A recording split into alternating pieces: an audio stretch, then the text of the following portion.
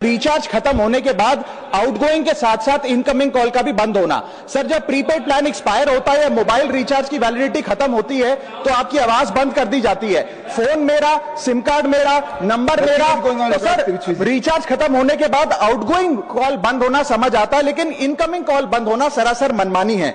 Sir, हमारा mobile number आज हमारी डिजिटल पहचान बन चुका है। एसेंशियल कम्युनिकेशन जैसे कि UPI payment, banking, OTP, train ticket OTP, PAN, Aadhaar authentication, interview का कॉल, हॉस्पिटल का कॉल, मां बाप का गांव से कॉल, तमाम चीजें इनकमिंग कॉल और इनकमिंग एसएमएस से आती है और वो इसलिए बंद कर दिया जाता है कि इंसान एक रिचार्ज कराना भूल गया।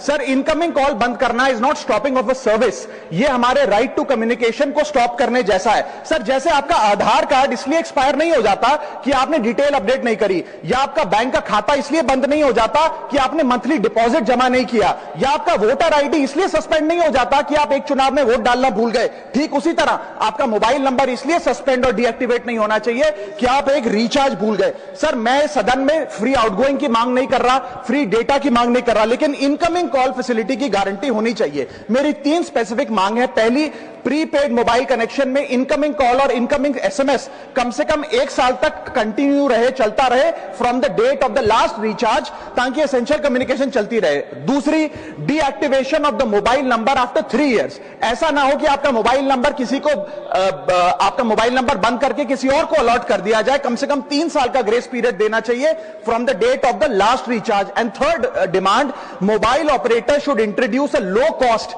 Incoming only plan. वो लोग जो सिर्फ इनकमिंग के लिए फोन रखते हैं उनके लिए, जैसे कि 10 रुपए में 180 दिन की इनकमिंग कॉल की फैसिलिटी, इस प्रकार की स्कीम्स मोबाइल ऑपरेटर को लानी चाहिए। दूसरी समस्या जो प्रीपेड कस्टमर्स फेस करते हैं वो है टेलीकॉम ऑपरेटर का 28 दिन का मंथली रिचार्ज। साल में सर महीने 12 होते हैं, लेकिन 28 दिन की रिचार्ज के माध्यम से 13 टाइम्स रिचार्ज कराना पड़ता है। कैसे सर? 28 दिन into 13 times is equal to 364 days. ये एक बड़ी क्लेवर स्ट्रैटेजी है जिसके चलते आपको फीलिंग 30 दिन की देते हैं, लेकिन आपसे डीलिंग 28 दिन की करते हैं। सर, दुनिया में हर जगह बिलिंग साइकिल कैलेंडर मंथ के हिसाब से होती है, 30 या 31 दिन। आपको मंथली सैलरी, लैंडलॉर्ड का रेंट, बैंक की ईएमआई, बिजली पानी गैस का बिल, तमाम चीजें 30 या 31 दिन के महीने के हिसाब से होती हैं। लेकिन ये मोबाइल ऑपरेटर, टेलीकॉम ऑपरेटर 28 दिन के महीने के हिसाब से आपको रिचार्ज प्लान बेचते हैं, ताकि साल में एक अतिरिक्त